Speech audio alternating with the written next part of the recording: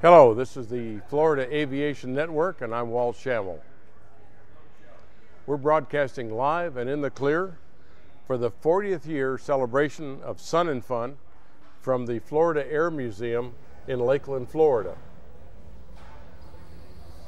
Our guest today is Lee Lauderback, president of Stallion 51 in Kissimmee, Florida.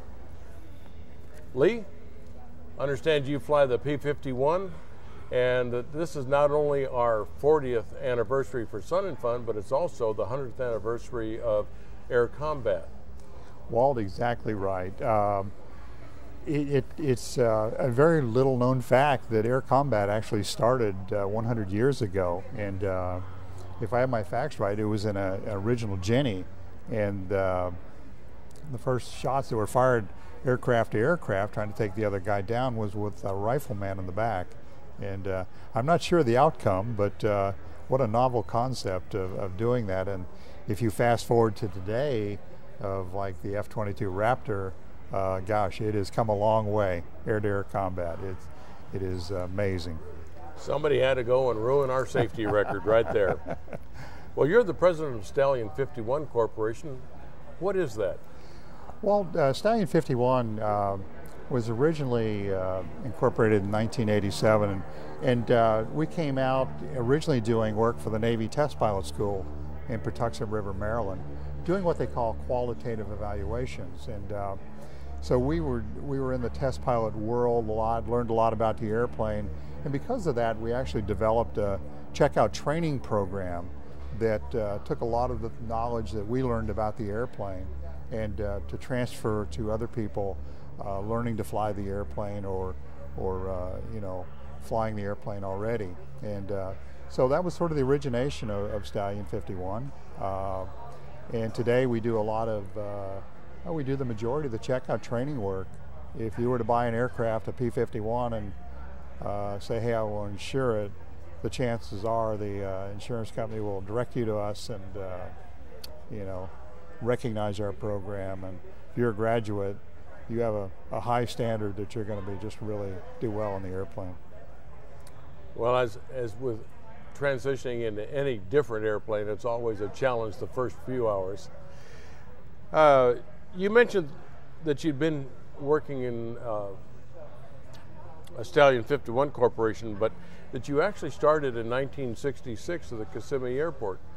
How much has that changed over the years? Oh gosh, well, really, when you talk about change, I first soloed powered airplanes in 1966, and it wasn't too long ago I saw a picture of myself on Kissimmee Airport, and it was just a little Quonset hut. It was a former military airport, as you're aware, and so a little Quonset hut, obviously no tower or anything, back in the back country of Kissimmee, Florida, almost dirt roads going to it.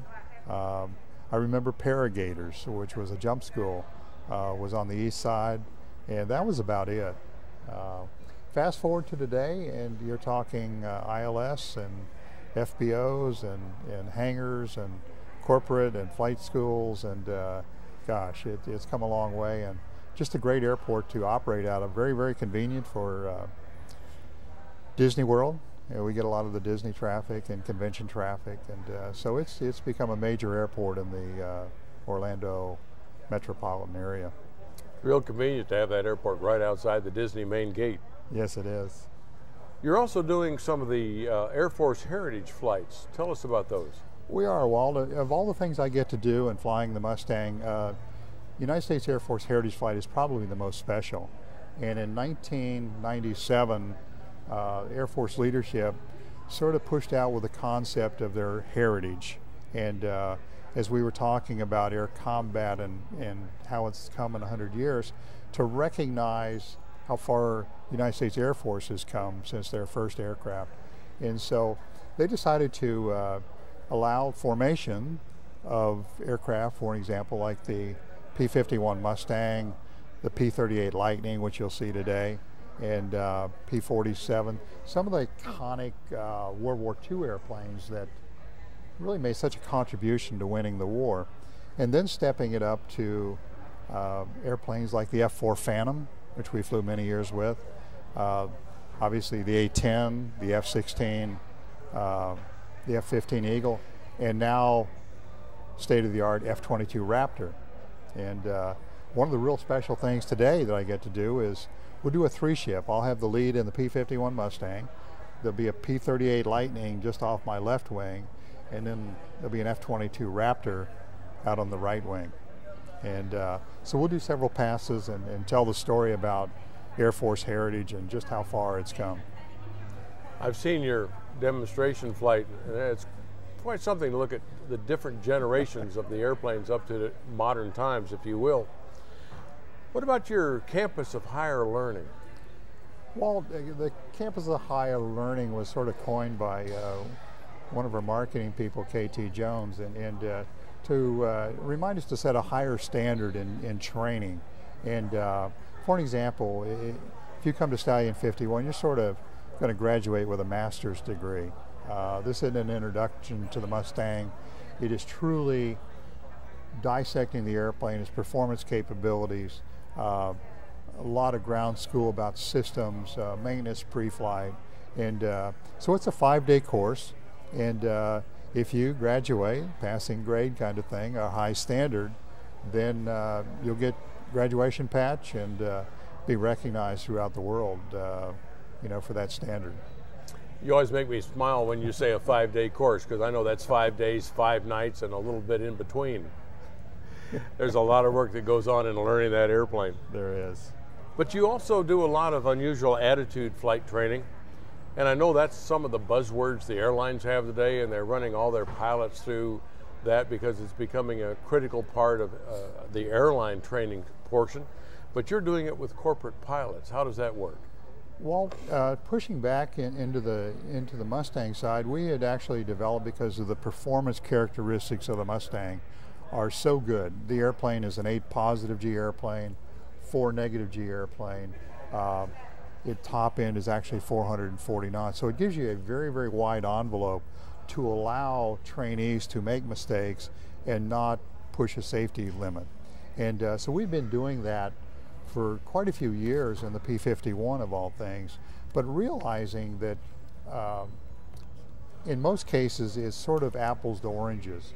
The corporate guys who really haven't had a lot of high performance maneuvering experience go to flight safety every year. Sort of the scope of their unusual attitude training is in a simulator.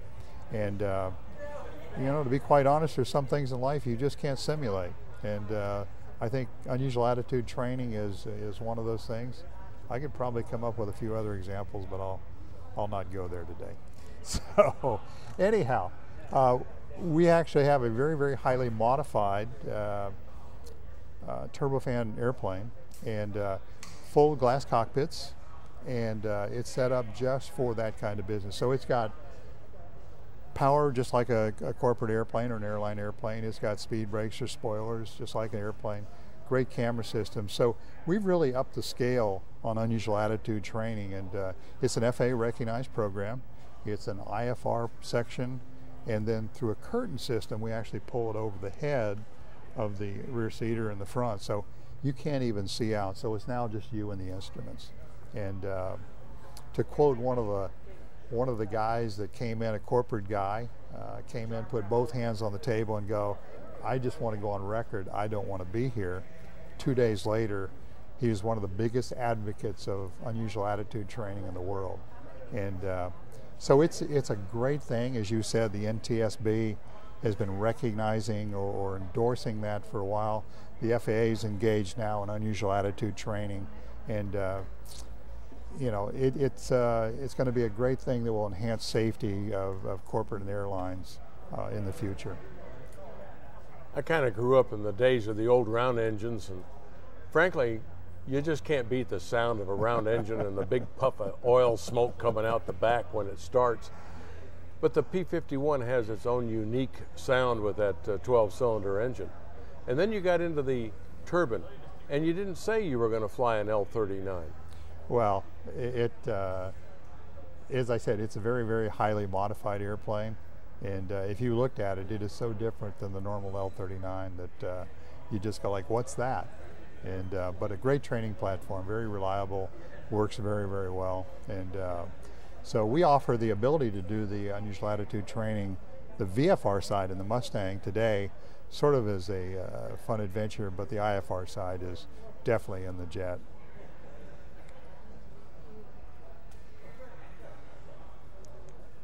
What about the T6? Do you check people out on the T6? We do. We found that a lot of the guys coming in, as you're aware, tailwheel skills are getting to be a little bit more difficult to find in today's aviation community. And so a guy will come in with virtually no tailwheel skills and looking to buy a Mustang or already owns a Mustang. And so the T6, believe it or not, is still a good stepping stone aircraft for entry level into the Mustang. We may take a guy from a decathlon to the Texan to the Mustang, and it's a great way progressively to get him up there to learn sort of the directional skill set that he'll need for the Mustang.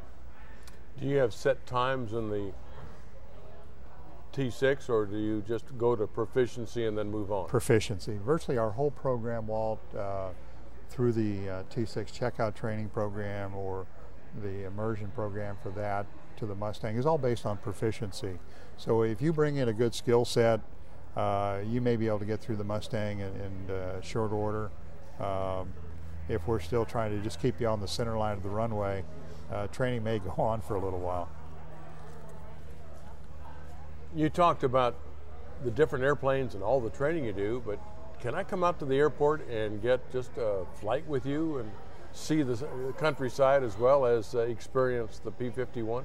Well, you hit the key, because we kid around, hey, can I get a ride to Mustang? And the answer sort of is like no, but you can fly the airplane. The airplanes that we have are dual cockpit, dual controlled, and that allows us to allow you to actually fly the airplane probably about 90% of the time. So you're with a very, very highly qualified instructor, and we'll talk you through a lot of the maneuvers, and not uncommon at all to even let you come in and do the landing. So yeah, it's a 1 hour sort of almost page 1 of the syllabus in checkout training, and to go up sort of experience the sights, the sounds, the feel of the airplane.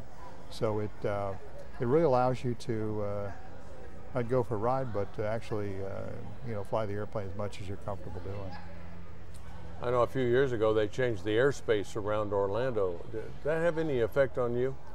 Walt, we've really had a treasure. We do a lot of work with the military, as you know, with the Air Force Heritage Flight Program, the Navy, and we sort of been able to utilize a lot of the military airspace. Not officially, but when the military isn't in there dropping bombs and shooting guns, we're in there dropping pizzas and writing letters. But no, seriously, we get a lot of our work is done in the restrict areas, and when they're cold, and in the military operational areas. So it's treasured airspace. There's no airline traffic going through, like no corporate. It's designed for that specific purpose. So it's one of the treasures of flying out of Kissimmee for us is that airspace. And we just have a great relationship with the guys, and they do such a great job down there at Avon. Great. I know that bombing range out there is a pretty fair-sized one. It is. Well, Lee, we're so glad you could be with us this time and celebrate 40 great years of sun and fun with us. And thank you for joining us at the Florida Air Museum Network, at the Florida Aviation Network, and I'm Walt Schammel, and I want to see you at the next time